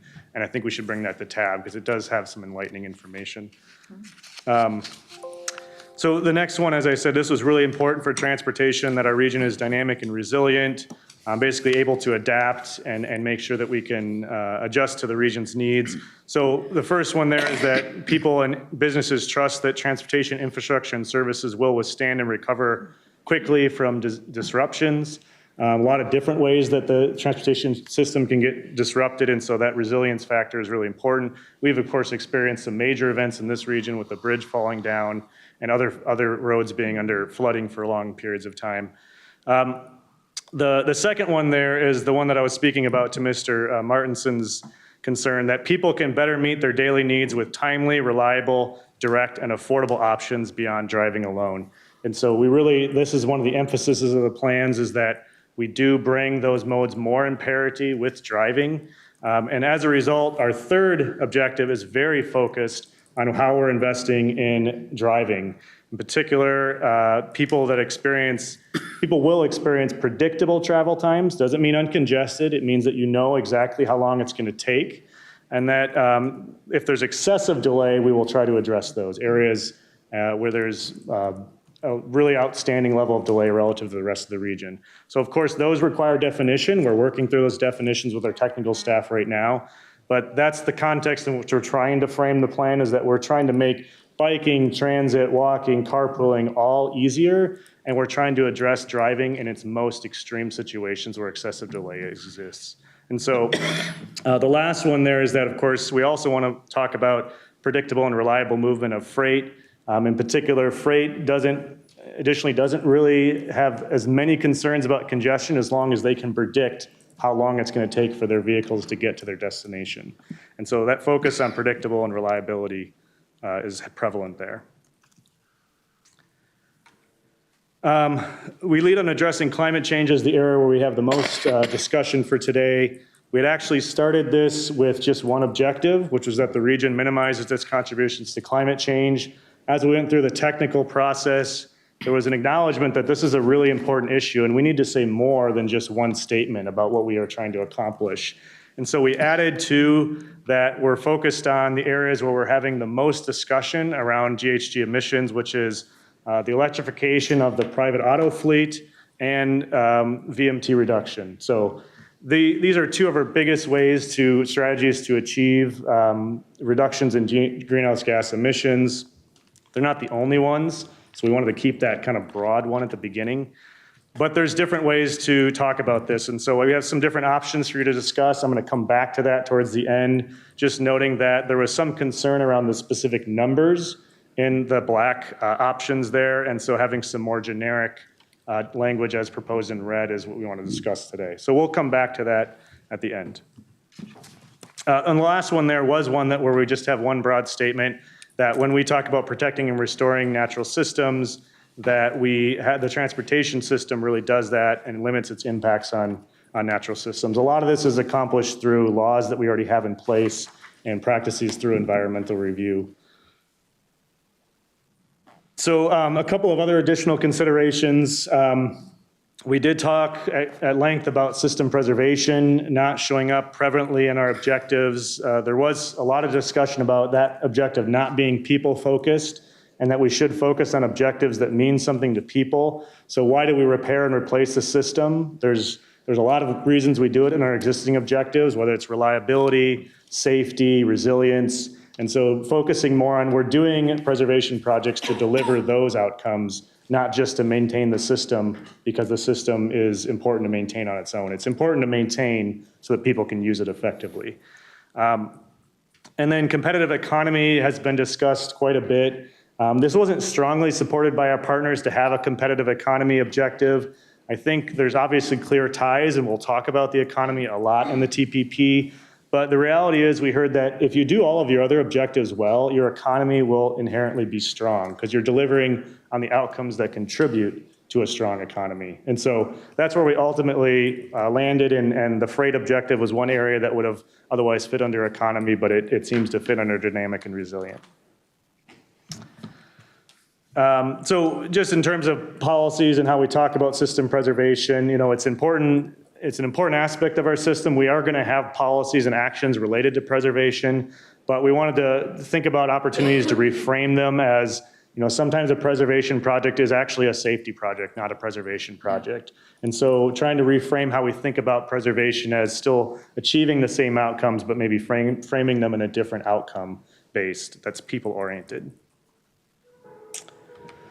So the next phase for us is to take all of these draft objectives and move into the policy development phase. We spent a lot of time taking the 2040 TPP, evaluating what's still working, putting it into a new structure, getting a lot of feedback on that, and now moving into the idea of where are the gaps, where are the policies that we need new language on, reducing, eliminating, combining policies that maybe are excessive. And so in doing so, we actually formed policy development teams. Doesn't skip to that. We have 8 policy development teams that include external staff that are technical experts in these areas, and they're helping us review and refine the list of policies and actions. Ultimately, that'll result in a workshop sometime later this year where we invite all the technical staff from our different committees to just look at the list and critique it, edit it, make suggestions for changes and things that are missing. And so that's the process that we're going to be embarking on over the next 2 months that we just kicked off this month. And ultimately, this is going to be one of the foundational elements that gives direction to our partners and to things like the regional solicitation for how we invest. So a really important step that we're spending a few months to really dive into. Just a note on the chapter structure. One thing that's different this time around is that we will no longer have a separate TPP overview as we've had in the past. It's generally been about a 90-page summary of the TPP. That is going to be a chapter of the Regional Development Guide that'll summarize what the transportation element of the Regional Development Guide is. We are still going to have our specific modal investment chapters, including a new one on travel demand management. And then we are going to have chapters that link the regional vision goals to the TPP more clearly. So what do we mean about equity and inclusiveness when we're talking about transportation, and how do our investments intend to address that? So those will be shorter. I think we have another slide on that. Those will be shorter chapters, but really tying those specific objectives and our investment priorities around the goal concepts themselves. So really important chapter. We view those as being important chapters for the policymakers to review because they're kind of at that summary, high level, what's the direction on these topics. So those are, because they're new chapters, those probably will be available early next year. So our chapter review process, as I said, we have a lot of different content across the different modes, is to work through the technical working group. They're going to be empowered to review the information in detail. And a general approach is to preview items at the group with a PowerPoint, share draft documents, allow them to circulate within their organization for about a month, draft comments, any feedback, update them on what we plan to edit or refine based on the feedback, and then ultimately building towards a release for full and official public comment. So this is all working draft commentary development with all of our partners. as we have a lot of content, we have to space it out over a pretty long period of time. And so we're actually going to be taking previews and chapters a few at a time over the next 6 months or so. So you can see our tentative schedule there with different chapters being presented for review and then coming back the subsequent month for changes. Trying to not overload them with more than 2 or 3 chapters at a time. Our original transportation policy plan had this going out, starting at TAC planning in March of 2024, and then being released for public comment in July. I think that the actual tab action was in May or June. Because of our review of the regional development guide timeline, they're going to be releasing that document in August of this year. So we wanted to adjust to make sure that we're not out for public comment ahead of the regional development guide, which ultimately means a 2-month delay. We still have a target internally to get a full draft by March so that our partners have a few extra months to review the draft content before it's officially out for public comment, and that'll allow us for any last minute discussions, whether it's at TAB or at TAC, about changes that need to be made or outstanding issues, and then ultimately release the plan in August for public comment. There is one issue with this that we've heard from TAB in the past. This will likely push the actual adoption into 2025, including the TAB action, more than likely in January of 2025, which can be problematic for some members of TAB, particularly elected officials that are up for re-election, could potentially not be voting then on the final plan, even though they released the public comment version. Our citizen and modal reps don't tend to turn over until around March or April, because we have to do application processes. So we just wanted to make that issue aware for you all that this adoption change is going to shift us into 2025 for the final adoption, but it will likely only affect a few members that might, potentially be up for re-election. And because their agencies and their technical staff are all going to be involved, we've heard generally from technical staff that's not a big concern, because there's always some overlap with the technical staff being able to brief their new members. That was just the initial feedback we got. So for the discussion questions, when we talk about multimodal investment and highway investment, does this balance that we're trying to strike here make sense? When we talk about climate change, in particular, we heard that this focus on trying to get 100% of new vehicles registered as zero emissions seems really ambitious.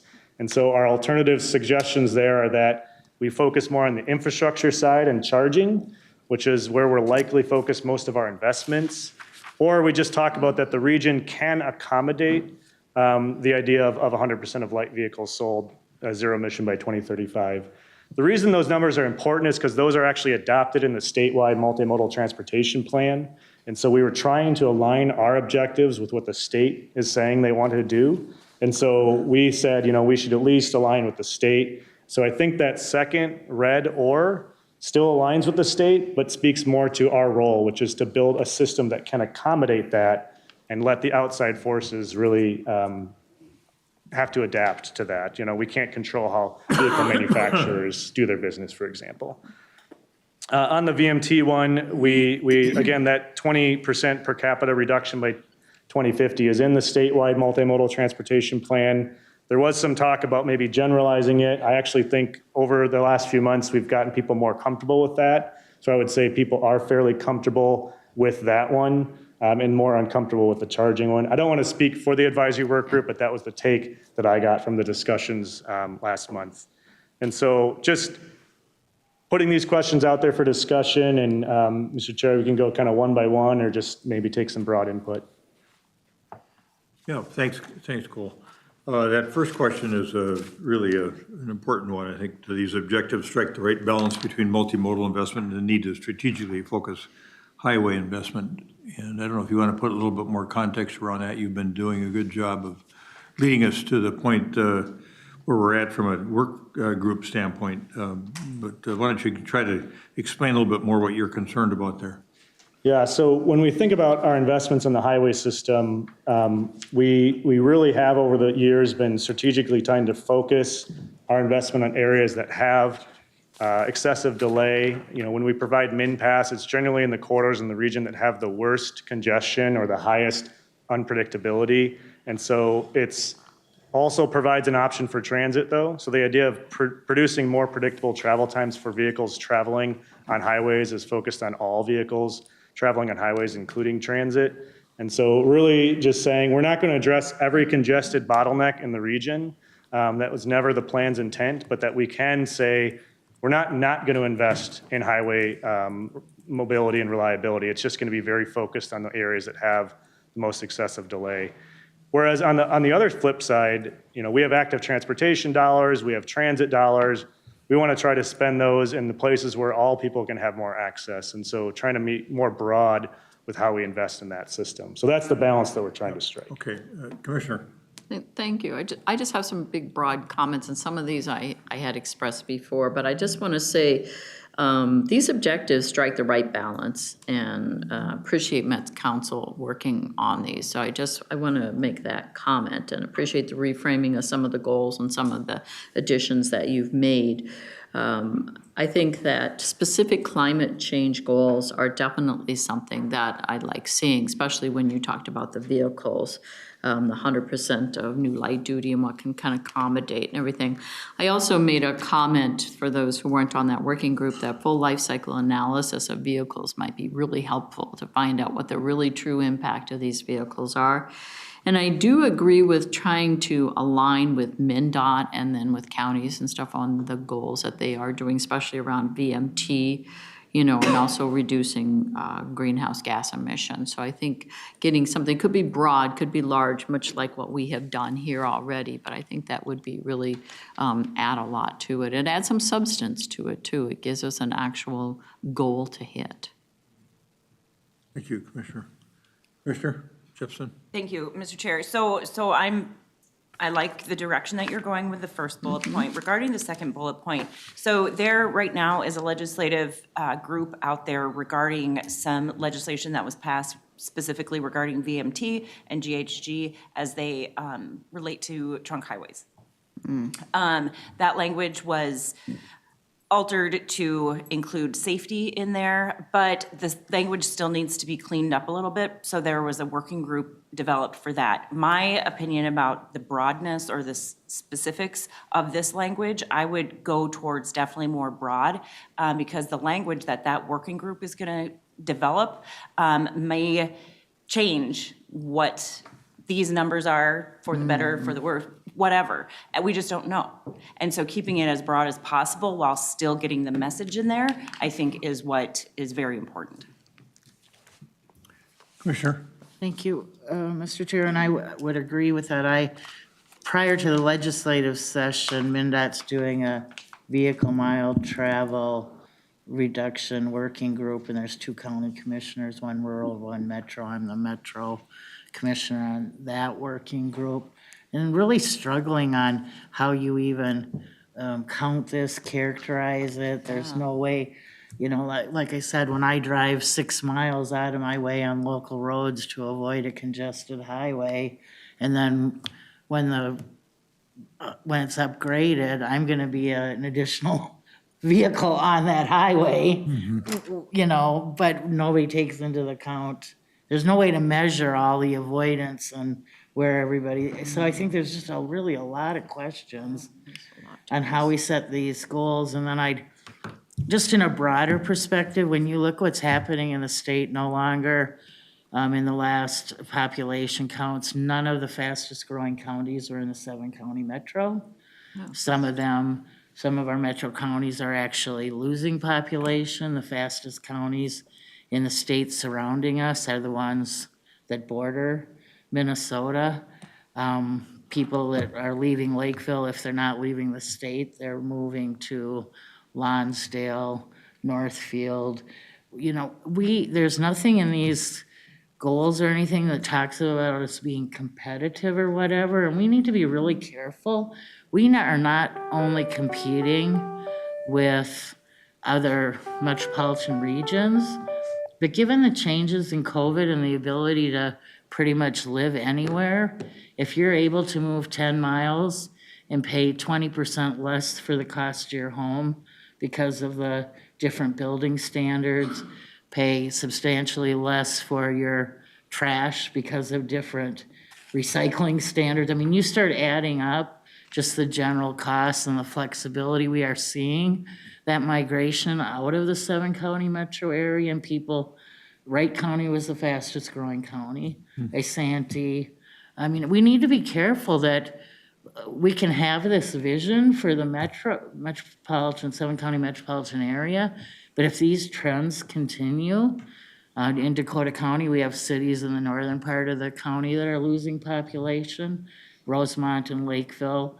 The combined growth in Rosemont and Lakeville outperformed the growth of the entire county.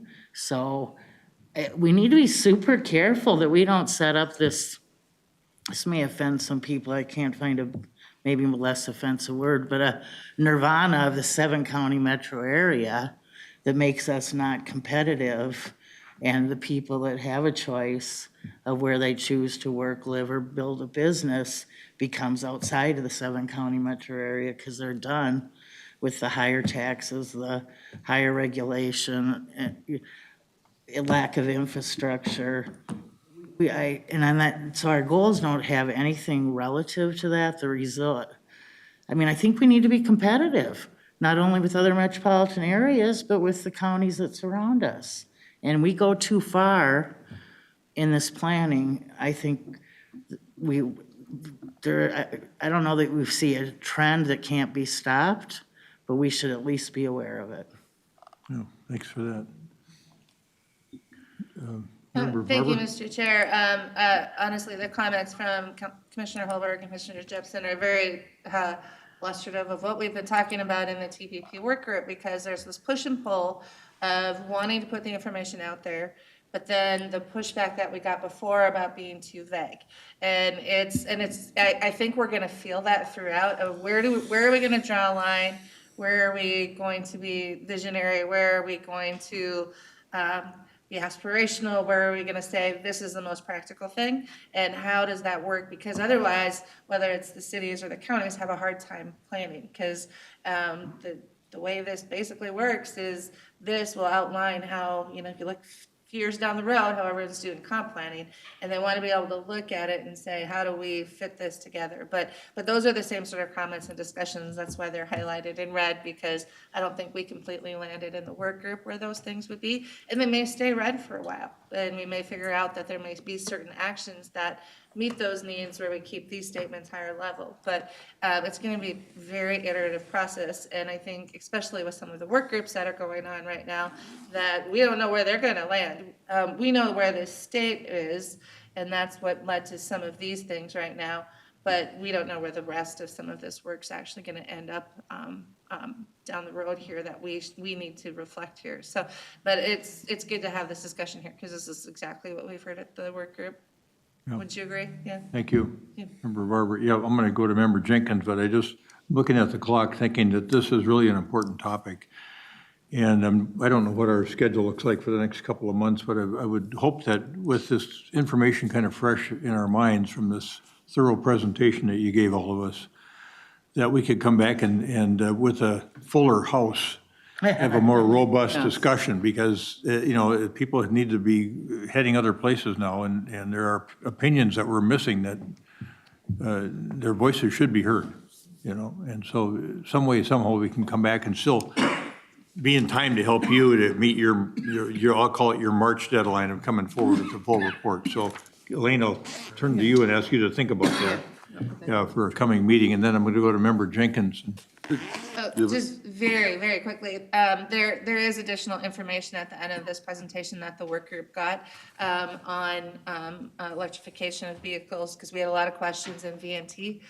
Those are very helpful, so take a look at those, especially before we have another discussion on this, and then reach out if anyone has questions on that material.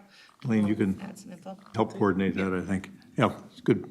Thanks for that, Member Barber. Member Jenkins. Okay, thank you, Mr. Chair, and I agree with you. I think there's plenty of areas here I'd love to discuss, but thank you for letting me in under the wire. On the discussion slide, two things I just want to comment on. The first one, the right balance, yes, absolutely, I agree with that. You sort of beg a little wordsmithing, though, on the second bullet under the first one. People experience more predictable travel times. honestly, if you say in vehicles, I'm going to think cars. If you say on highways, I don't ride my bike on the highway, my wordsmithing would be put the period at the end of traveling. Get rid of vehicles, get rid of highways when traveling. Then you're a little bit more inclusive, but that's my wordsmithing. My last one at the bottom, I just want to express my appreciation that we are talking about the preservation activities. That is so important to me. So often, you know, as the citizen here, when governments talk about how much something costs, you have to beg for what are the preservation costs, what are the ongoing expenses and stuff. So I just want to say thank you for including that. And then we can go into a longer discussion about clear and reasonable, but I'm definitely on board for the preservation activities. If you raised a good point, I think everybody's got this handout, I think that Cole put together a PowerPoint. And if you want to physically take that discussion page and mark it up with your thoughts and get it to Elaine, then we can start gathering that information and get it on to Deb's team and Cole. So keep that in mind too. Is that your page 30? You said page, Page- what number? well, It's 30. Oh, 30 and- I just said the discussion page, page 30, right. Well, and it continues on 31 as well. Okay, yeah. Yeah. It's 30 and 30. Yeah, 30, 31. And I'll go to 31 in a second. I just wanted to, just one thing I wanted to caution when we talk about VMT is there's often this assumption that VMT production is the lowest in urban areas, in the urban core of the region. It actually is correlated more with density. So your smaller towns like Waconia, Northfield, they actually have a lower VMT per capita than, say, Apple Valley, not to pick on Dakota County, but. Oh, where you? But, so I think we have to be careful about just saying that's an urban strategy only, because it actually is, in a lot of ways, a rural strategy. It's more about density than it is about anything else. And a lot of times your trips are just shorter because everything's closer together in a small town than, say, in a suburban area. So just a caution about making sure we don't focus on that as only being an urban strategy. Okay. One more thing, I just wanted to touch on this because we have to really actually make some tough decisions about the schedule internally. Did anyone see any concerns with that schedule shift out and the full tab making a recommendation on adoption in early 2025? It's okay. Good. Member Geisler?